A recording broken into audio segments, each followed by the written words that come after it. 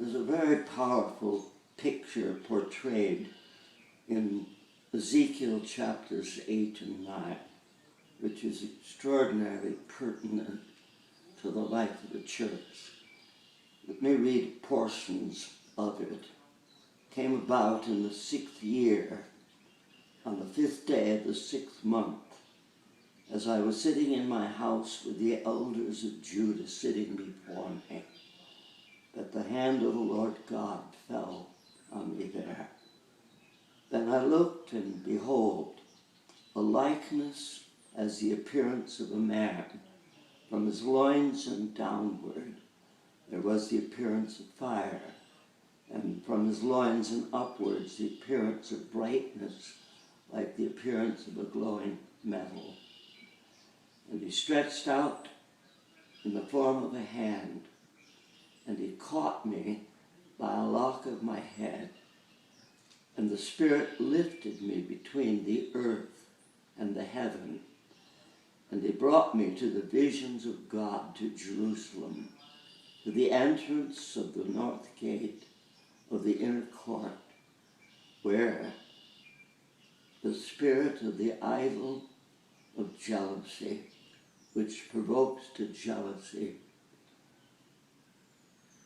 was located.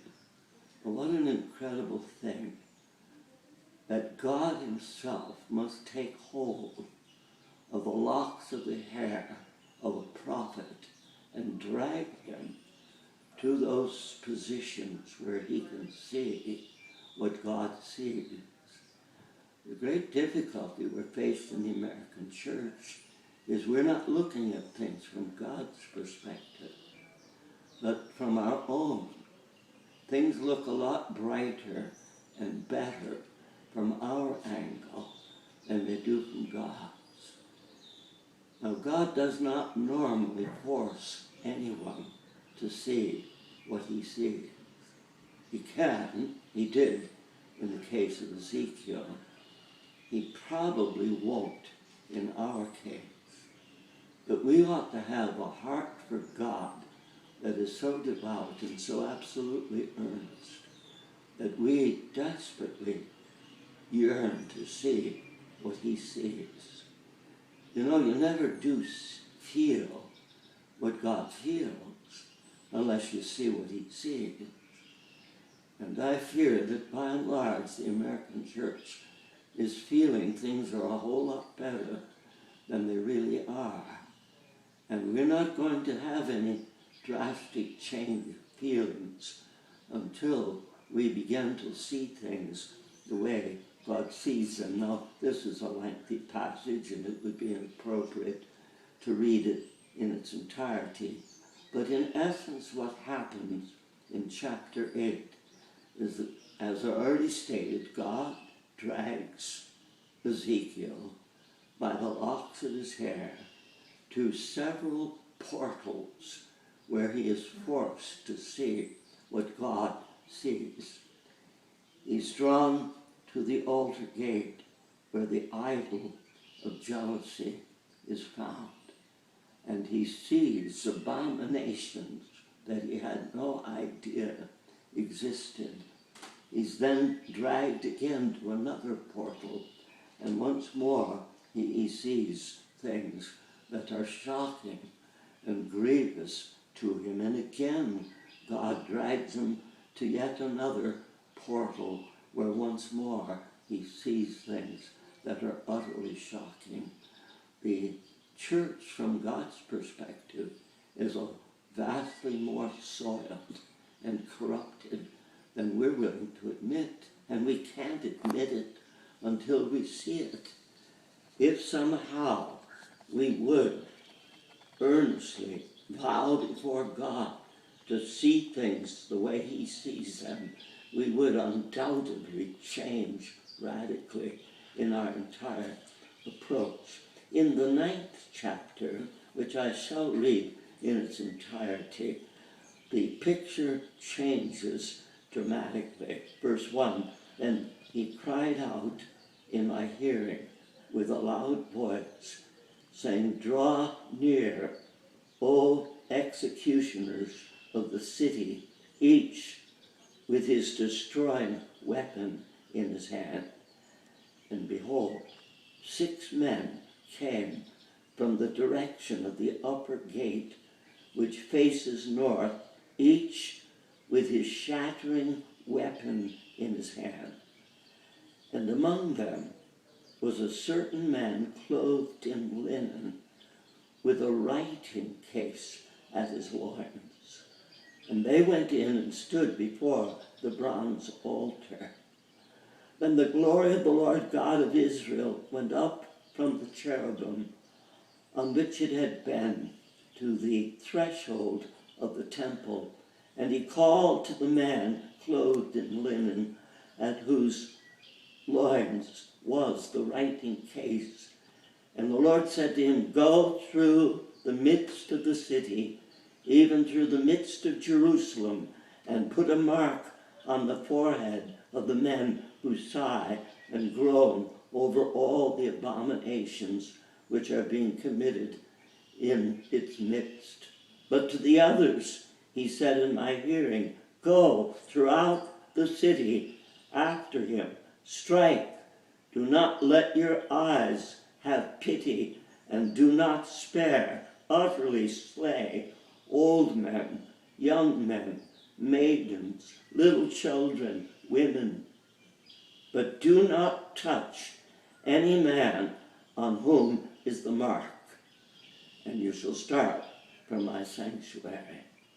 So they started with the elders who were before the temple. Now you would certainly hope that vast numbers of people were marked on their forehead. Isn't this a truly vivid picture?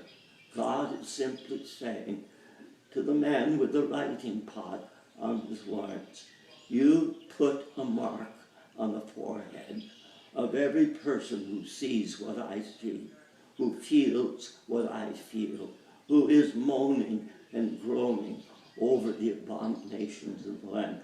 You would hope that he would be busy for hours marking people. And then following him, the 6 men with implements of death in their hands, destroying all those who are not marked. And you live in hopes that somehow many were spared, because they sighed and cried over the abominations in the land. But the whole episode ends by Ezekiel looking around him, and on every side seeing the heaps of the dead, and realizing that out of all of those who were there, he alone had the mark. He only sighed and cried over the abominations in the land. What is the hope of a nation who does not even try to see what God sees? Who cry, "Peace, peace," when there is no peace?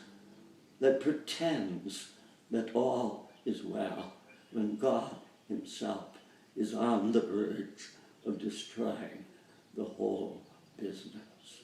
Ought we not to set our hearts to see what God sees and to feel what God feels? Is this not the true task of the genuine believer, to perceive everything from God's perspective, to be so deeply stirred and moved by what they see as God himself sees it, that they are overwhelmed with mourning, with weeping, with anguish, with crying out to God?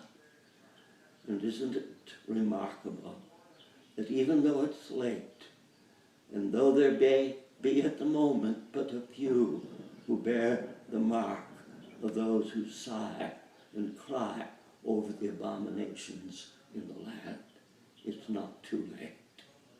It is still possible for all of us to invest every ounce of energy,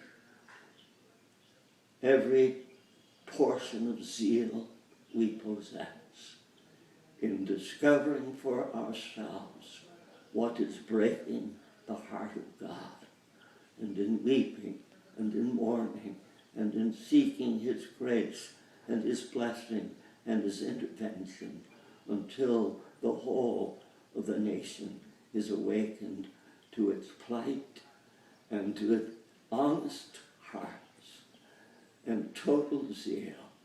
They give themselves to the Lord God Almighty. What about you? Do you see what God sees? Do you feel what God feels? And if not, will you give yourself unceasingly to perceiving everything from his perspective?